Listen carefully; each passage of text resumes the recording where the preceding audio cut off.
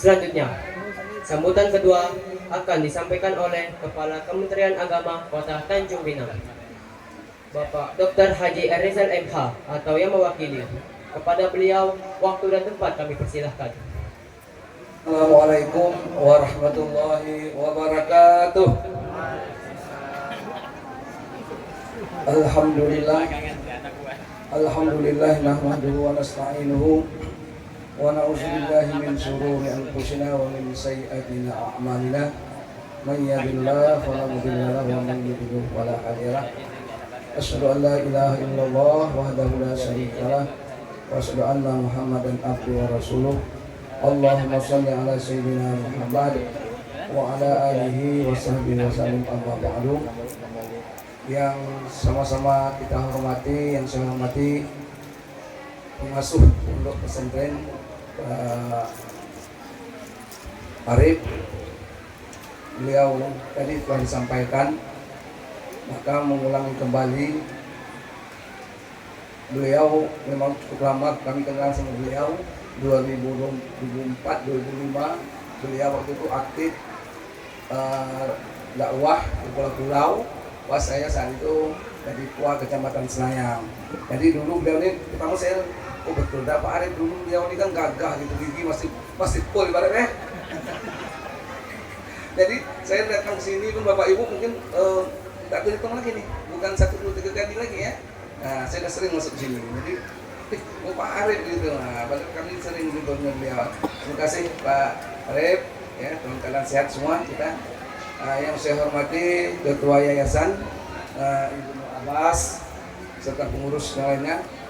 Yang saya hormati orang tua, wali santri, ustadz, ustazah, pesati, dan yang saya hormati mungkin tadi yang diwakili mungkin masing-masing lembaga pendidikan yang ada di bawah naungan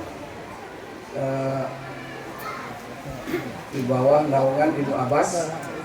Yang saya hormati anak-anak yang sudah bahagia, anak-anakku semuanya. Alhamdulillah, puji dan syukur kehadirat Allah Subhanahu wa taala. Pada pagi hari ini kita kembali dapat hadir bersama-sama di Pondok Pesantren Ibnu Abbas ini dalam rangka resepsi kelulusan perpisahan tahun ulia dan ulia. Jadi Ustaz yang sebutkan kami tidak perpisahan, kita masih sayang. Jadi memang disinilah saya sampaikan juga kendala kita Pak Arif. Ya, kita memang berharap itu dari ulang ini langsung ke Ustaz, dari Ustaz langsung ke kuliah. Jadi sana nyambung begitu kan gitu. Sayang apalagi anak-anak ini sudah dibekali ilmu. Nah, jadi sebagaimana yang Pak Arif rasakan, kebetulan saya juga salah satu mengasuh juga pondok pesantren di Bintang Dana. Pondok pesantren bukan promosi pula ya, pondok pesantren Madani Tubuh Ireng 14. Saya kebetulan ditunjuk sebagai ketua yayasan juga. Ya, pengasuhnya kan Pak Lukman. Nah, jadi sebagaimana yang Pak Arif rasakan, itu juga kami rasakan begitu. Ya, itu kita rasakan. Kita berharap tadi ilmunya tadi nyambung. Umpamanya saja dia sudah khatam kitab kuning, umpamanya kan kitab Jurumiyah umpamanya. Kita berharap dia nanti ada kelanjutan. Inilah yang kader-kader ulama yang aslinya yang menguasai kitab kuning. Cakap kita mungkin membaca saja baru lihat kuningnya saja mengarah kecuali Pak Arif lah yang lain-lain. Nah, jadi yang diharapkan anak-anaknya seperti ini nanti akan melanjutkan ilmu-ilmunya. Tapi kita tidak bisa memaksakan. Nah, tamat ya Alia tanya masuk mana? Di sini ya silakan. Ya, gitu. Sama juga Pak Arif. Putri kita, anak kita juga demikian. Tidak usah jauh-jauh. Saya saja anak saya 3 kan gitu. Semuanya begitu tamat SD, yang nomor 1, nomor 2 itu ke pondok semua gitu. Mulai dari SMP, SMA-nya di pondok, masuklah ke Banten segala macam. Begitu tamat dari pondok kali ya, tak mau lagi sekolah keagamaan. Jadi ini Bapak Ibu, yang penting kita sudah menyekolahkan dan membekali anak kita dengan pendidikan dasar agama. Itu bagus juga. Yang penting dasar dari sekarang. Nah, dasar dari sekarang SD, ulang ini ya, ulang, usta, ulia nanti ini.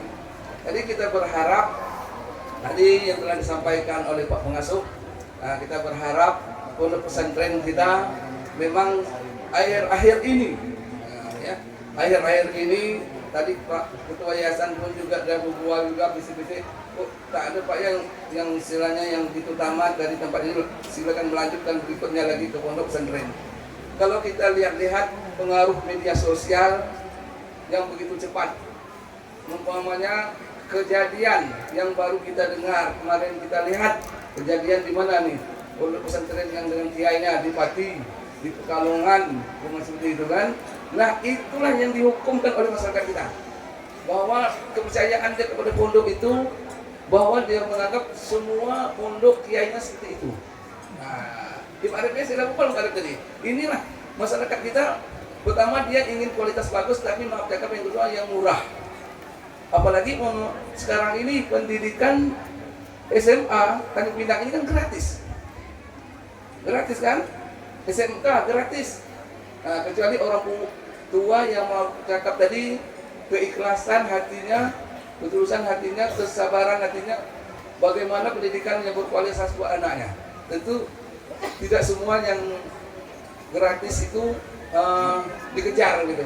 Tentu walaupun bayar kualitasnya tapi bagus gitu. Pasti ada juga yang menginginkan anaknya di sekolah yang lebih bagus, di pondok pesantren seperti itu.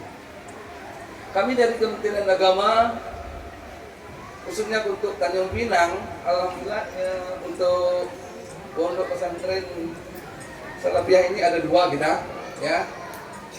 Ini Ibnu Abbas sendiri dengan Ibnu Usman yang melaksanakan pendidikan PKPDS, ya, pendidikan kesetaraan. Jadi anak-anak ini yang tamat, bagaimana tadi dijawab Pak Arif, contoh yang tamat SMA, tidak usah khawatir, berarti dia bisa mengikuti ujian dan dilaksanakan oleh pondok PKPDS tadi, bisa melakukan kuliah dimanapun dia berada yang diinginkan, asal tesnya lulus, ya Pak Arif, ya.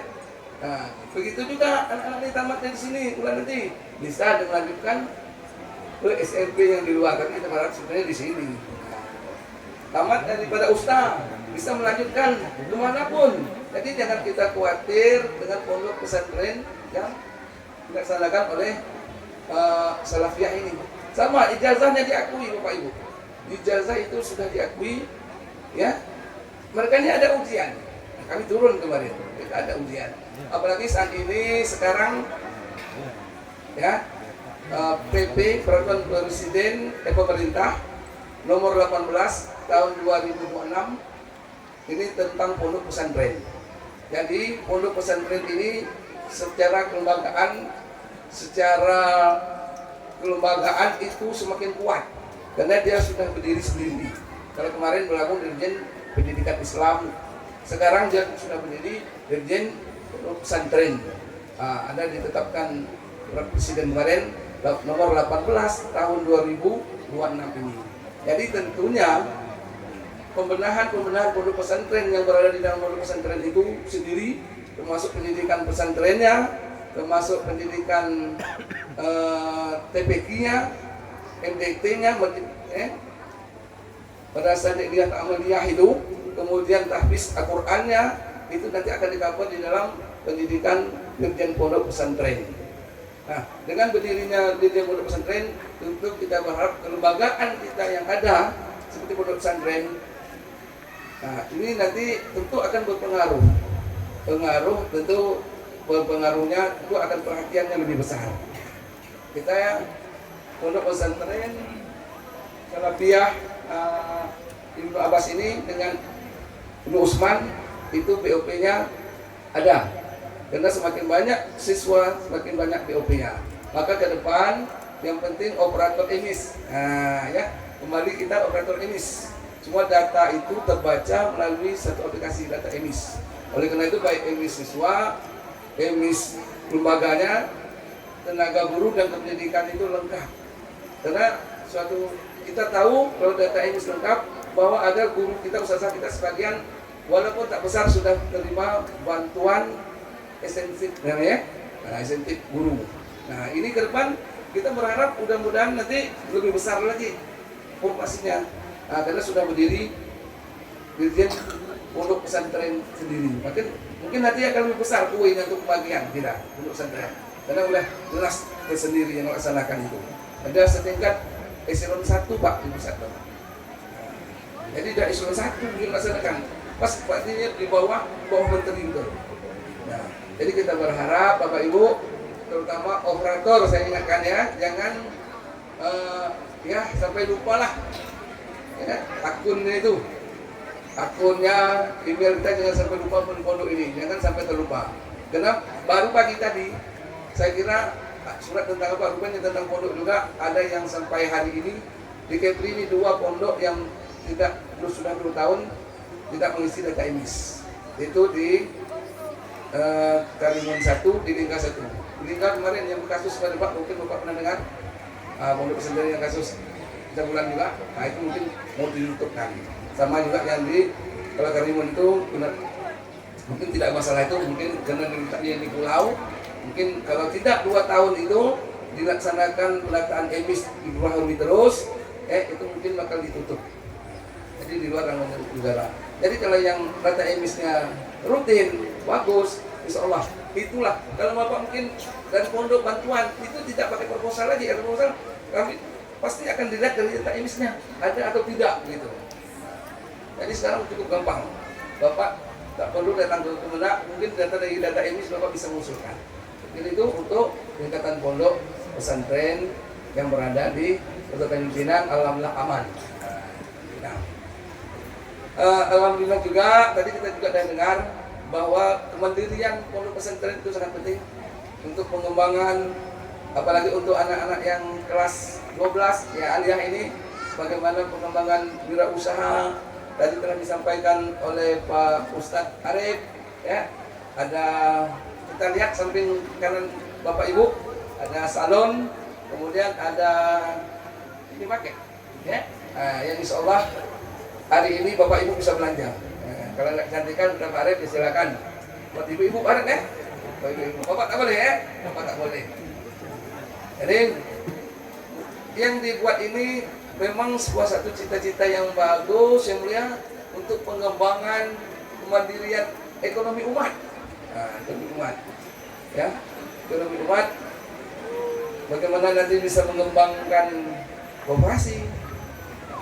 Jadi hari ini insya Allah akan kita launching kemandirian pondok pesantren dalam rangka pengembangan ekonomi umat. Sekali lagi kami ucapkan kepada anak-anak kami, ya, anak-anak kami yang SD mulai ini, ya, jangan dilupakanlah jasa-jasa kebaikan Ustazah ya, Asakti ini yang telah membimbing bacaan Al-Qur'annya. Kemudian buat anak-anak SMP, Ustaz ya, dengan bersedih pula tak dirayakan hari ini ya.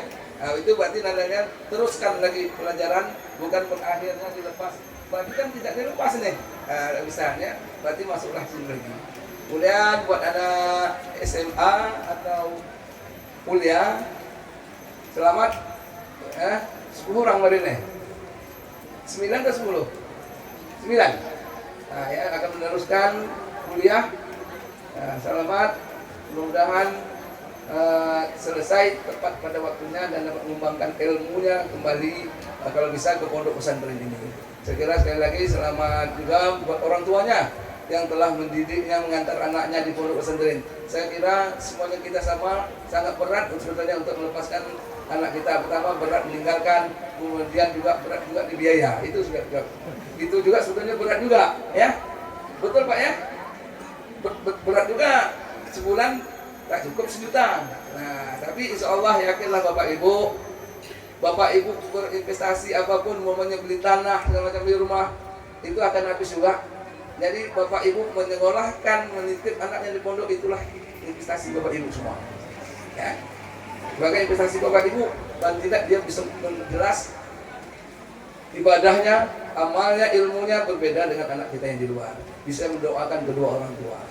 Jadi kalau salah kita pikir, kalau kita hitung-hitung Bu, berapa per bulan itu besar. Kalau orang tanya saya, orang bertanya sama saya, Pak Said menyekolahkan anak dan kuliah sekarang berapa bulan? Saya tak hitung Pak, mencatat. Kalau hitung kita tambah pusing, tambah pening kita kalau hitung. Nah, anak kita tahu sendiri, anak pondok berapa sekian buat masuk biayanya. Udah lagi kuliah. Kalau anak saya kuliah kan, tak hitung lagi berapa biaya kuliahnya. Yang satu, insya Allah, bentar lagi koas kan, berarti ambil dokter kan. Yang nomor 2 dah selesai, pondok juga kemarin ambil psikologi. Aku yang dah selesai adiknya. Kemudian yang kemarin yang tamat dari Madani, tahun kemarin masuk kuliah, dia dapat undangan di UNAN karena dia ikut KSM kimia di mana tuh, di Ternate. Tapi tak mau, maunya ke dokter gigi. Turut juga, itu biaya apa lagi. Nah, makanya Bapak Ibu, insya Allah kita tak usah berpikir lah itu banyak sangat dengan anak kita. Investasi kita itulah. Nah, saya bilang lah, ayah tidak beli tanah lagi. Nah, selain tak beli tanah lah, inilah investasi untuk ke orang lah. Nah, dengan ilmu tadi. Kalau kita hitung Bapak Ibu pening, duit takkan cukup. Tapi itu Bapak Ibu, kita mendidikkan anak kita di pesantren ya seperti itu. Karena saya sudah merasakan betul bagaimana mendidikkan antar anak di pesantren tadi. Begitu tamat SD, sudah kita antar ke pesantren. Memang cukup berat. Pertama kita meninggalkan beban, kemudian biaya itu juga. Tapi yakin insya Allah cukup Bapak Ibu rezeki kita. Bapak, saya selalu kayak sudah. Tapi Allah cukup. Ya, yakinlah Bapak Ibu yang telah menitip menyekolahkan anaknya pesantren. Menjadi keberkahan rezeki Bapak Ibu semua.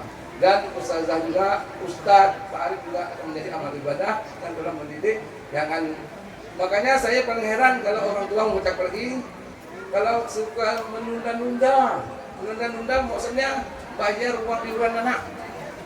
Anaknya udahlah dititip, dan dikasih makan, dan dikasih ilmu, bulanannya juga lambat-lambat. Nah itu tolong enggak, Ustadz juga kita perhatikan. Karena keberkahan ilmu yang kita dapatkan dari Pak ya, Ustaz ya, itu harus ikhlas sama Bapak Ibu enggak. Kalau Bapak Ibu sering mandat katanya, bagaimana guru kita bisa sejahtera, bisa makan, seperti itulah. Jadi Bapak Ibu sekali lagi saya mohon maaf, kami dari Kementerian Agama tetap mendukung program apa yang dibuat oleh pesantren Ibnu Abbas ini. Dan tadi Pak Arif juga pesan minta akan secara resmi kegiatan program kemitraan pemberdayaan ekonomi umat mulai dari salon, peserta, kantin ataupun minimarket secara resmi dengan bacakan Bismillahirrahmanirrahim. Secara resmi hari ini kita buka, mudah-mudahan mendapatkan keberkahan buat pondok pesantren Ibnu Abbas. Demikian saya tutup. Allahumma biqil wa tarik. Wassalamualaikum warahmatullahi wabarakatuh.